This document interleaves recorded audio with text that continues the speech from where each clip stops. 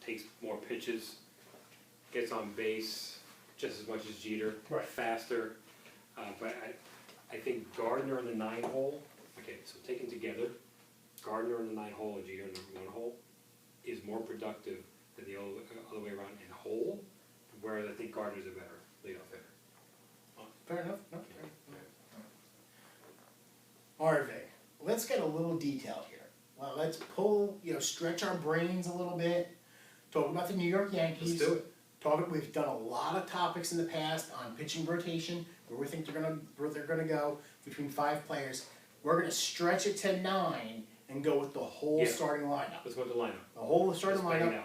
Okay, regardless of righty, lefty, let's just where we want to see people, forgetting who's a switch hitter or who's backing up who, blah blah blah. Where we want to see everybody. I'm gonna let you go first. Okay. We're gonna take it position by position. Who should be leading off? Yeah. Okay, so I'm gonna go Jeter as leadoff. I think that although I think Gardner might be a better leadoff hitter, I think putting Jeter down number 9 and Gardner number 1 is less productive than flipping them around. Jeter number 1 and Gardner number 9. Fair point. I'm gonna go and say we need to start getting a little bit younger. We need to invest in that speed and that ability. And I will say that I want to see Gardner as our leadoff guy. Yeah. All right. I mean, I just think the youth, the on base percentage. I think he's gonna have a solid bounce back year. Not that he had a horrible last year anyway. I think he's leading off. I'm gonna take number 2 and just throw in there that I'm gonna go Jeter right here. Okay? I'm not going to drop him down to 9, even though offensively, do I expect him to be an offensive number 9 hitter this year? Maybe.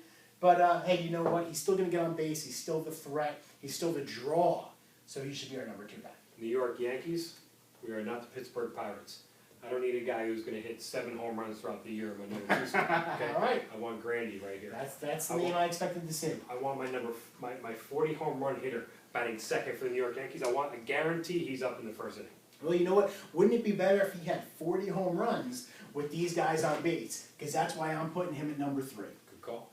I mean, I'm expecting another big season. Do I expect 41 home runs again? No. But do I expect 33 home runs? Yes. Putting these 2 monsters up top gets us there. Best hitter on the team goes, don't you know? Number 3 hole, don't you know? Best hitter on the team is the number 3 hitter, Robinson Cano. This is where I have a little problem. Because I want to put Cano here, I wanted to put him here, and I feel like I can't put him at number 4. Which is I think the problem. I'm going to have to kind of revert back to the last year's lineup. Can't lie. Because you know what? I think you can't bump A-Rod down too far. I think you still have to. Because you know what? He has 600 home runs. We want him to end his career as the all-time home run leader. You're not leader. a motion guy. I'm not. But I've gotten to the point that you've helped me come full circle on A-Rod. To where he's still at $25 to $30 million a year, whatever he's getting paid, 27.5 this year, needs to bat as our cleanup hitter. He's my number 4. I'm with it. He's also my number 4. Okay. Also my number 4, I got A-Rod in there. I think he's a cleanup guy. If he gets hurt, then you can work it a little bit. But if he gets 600 bats a game, you want Alex Rodriguez in there because he's going to give you 120 RBIs and help get you to the playoffs. What he does there, in the playoffs, who knows? Right. But he's gonna be a guy who's gonna be a regular season monster when healthy, who's gonna get you to the playoffs. Here's where I'm making the switch, and this probably won't happen due to Tex being a switch hitter. He'd probably sit here where he kind of fits. I'm saying, you know what, Tex? I was not impressed by your 220 batting average last season or whatever it was, and you're getting dropped for my man. 240. 240. You're getting dropped for my man. Don't you know? As the fifth spot in the lineup. And for me, he's already the best player on the team, so he's batting number 3. Hey, Alex, how about this, though? I assume you're going to put Tex here. I'll let you answer number 5, and then I'll make my comment on why Canova's here. So sounds good. You're going to put Tex I'm going to put Tex at number 9. No. I wish you would. Yeah. No, You're putting Tex there. Yeah. Okay, here's why I want Cano here. Yeah. Because Cano will offer better protection to A-Rod than Tex will. I just, my personal opinion, I think that a lot of teams are not as afraid of Tex, especially with the super shift that everyone seems to be putting on Tex. If nobody's on base, then I think, people aren't going to be scared to pitch around A-Rod. The runner on first, they can still do the super shift for Tex, and they pitch around A-Rod. With Cano backing A-Rod up, now you got to pitch to him. And I think that's what's going to help A-Rod have a big season. So I'm dropping Tex to number 6. So you got Tex at number 6. Yeah. Okay. Looks like you have him 5.5, but that's cool.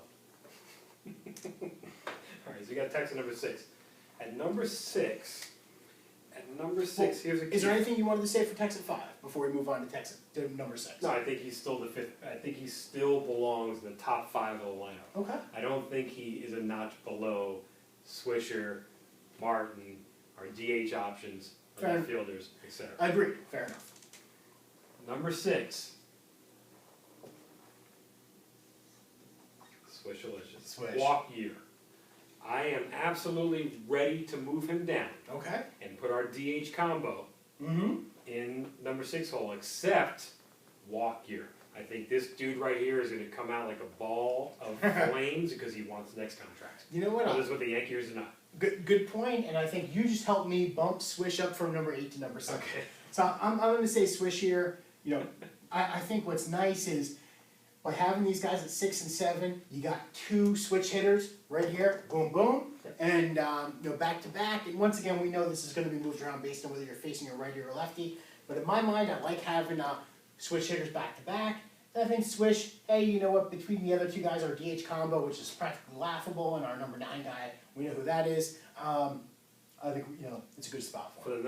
For the number 8 hitter, do me a favor, just write a little lower. Okay, just put this Fair one enough. out Fair there. enough. Okay. Got to try to line it up. For the number 7 hitter, okay, I'm going to go DH combo, not our catcher, because I think that our DH is going to be one of the top 3 production DHs in the league. Oh, I think you're wrong. Okay. Because we're going to have matchups. You're going to have against lefties primarily, you're going to have Andrew Jones. Against righties primarily, you're going to have Ibanez. Raul Ibanez. But here's the key. Unlike most teams, there's going to be a lot of DH at-bats here, a lot of DH at-bats here, a couple here, some here, because we have an older team, and we're going to be pumping future Hall of Famers into the DH role, whereas most teams just going to have either their everyday DH or some backup guy. Right. I mean, fair enough. I think that's a solid point. I mean, because I'm putting my DH combo number 8. Yep. And is that low enough for you? Kind of lines right up with the 8 there. Combo. I do think that we're going to be relatively productive from the DH for a couple of reasons.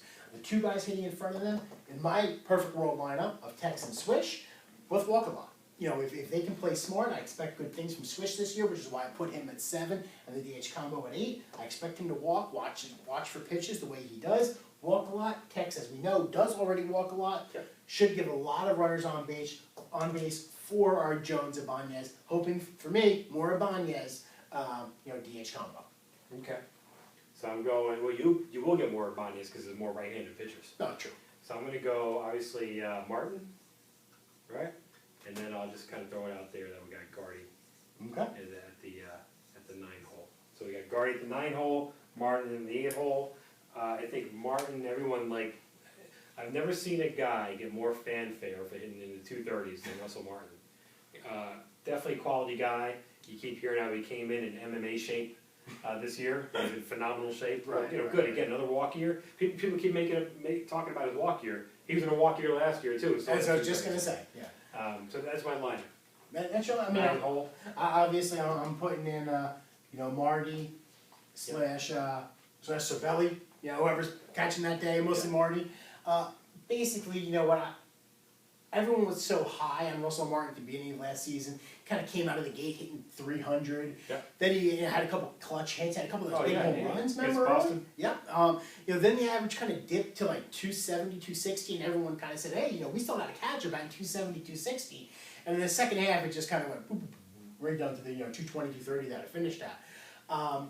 Still strong defense. I got it. That's what you want from your catcher. Quiet glove. Which is why I put him number 9.